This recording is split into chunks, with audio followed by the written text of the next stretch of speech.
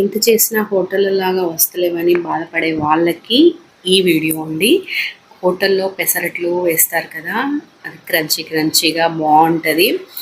అది నేను చేశాను, ఫుల్ వీడియో ఉందండి. ఛానల్ నేమ్ కింద ఇస్తాను, చూడండి. అసలు ఎలాంటి పప్పు నానబెట్టకుండా చేసే ఈ పెసరట్టు అసలు ఎంత బాగుంటుందంటే, దీనిపైన వేసే చట్నీ కానీ ఇంకా ఫుల్ డీటెయిల్స్ ఫుల్ వీడియోలో ఉందండి.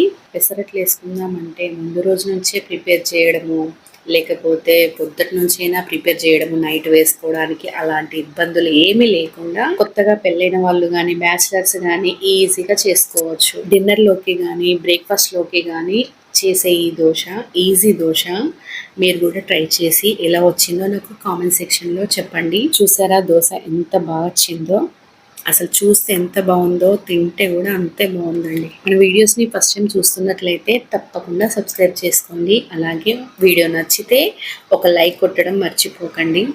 బాయ్ అండి.